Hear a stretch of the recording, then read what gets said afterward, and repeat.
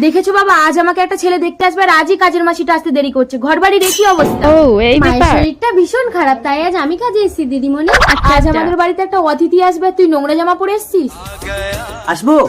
ও এসো বাবা, এসে এসো। পড়েছে। এই যা ভেতরে গিয়ে কাজ কর। যা। থাক থাক থাক, সেই ছোট্টবেলা থেকে তোমার সাথে আমার মেয়ের বিয়ের কথা বলে রেখেছিল তোমার বাবা। জানি মন্ত্রী মশাই, সেই জন্যই তো আপনি আমার বাবাকে পুলিশের চাকরিটা দিয়েছেন।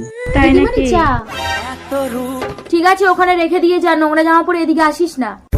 ওই বাবা কেমন অপমান। তুমি অমন ভাবে কথা বলছো কেন ওর সাথে? কাজের লোককে কাজের মতনই রাখতে হয়, নইলে মাথায় উঠে গেলে ওদেরকে আর নামানো যায় না। দাঁড়াও পুষ্কর, দুপুরে খেয়ে যাবে না?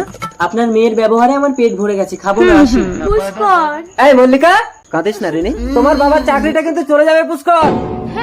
এই কুলক্ষণী, তোর জন্য একটা ভালো পাত্র হাতছাড়া হয়ে গেল। বেরিয়ে যা আমাদের ঘর থেকে। দিদিমণি আমাকে বের করে দেবেন না, আমার মায়ের ওষুধ কিনতে হবে। এই নে, এই 20 টাকা দিয়ে তুই আর তোর মা বিষ কিনে খেয়ে নিবি। যা বেরো আমাদের ঘর থেকে। যেমন মেয়ে তেমন তোর বাপ। জন্য কি আমি চাকরিটা হারাবো? তুই একটা কাজের মেয়েকে পছন্দ করে এসেছিস, চল মন্ত্রী সাহেবের পায়ে ধরে ক্ষমা চাইবি। বাবা, তুমি নিজেকে বাঁচানোর জন্য ছেলেকে বলে দিচ্ছ? হ্যাঁ, তুই এত বড় কথা বললি পুষ্কর, আজ থেকে আর আমি নিজের কথা ভাববো না রে। দিদি, আমার ছেলে আপনার মেয়েকে পছন্দ করেছে। সে তো আমার সৌভাগ্য। মল্লিকা, এবার আমি মরেও শান্তি পাবো রে। বেচারি। ও কথা বলতে নেই মা। চলুন মা, মল্লিকার সাথে আপনাকেও আমাদের বাড়িতে নিয়ে গিয়ে চিকিৎসা করব। দাঁড়াও, এসে পড়েছে। পোশাক খোল। এই, তুই একটা মন্ত্রীর গায়ে হাত তুললি? স্যার।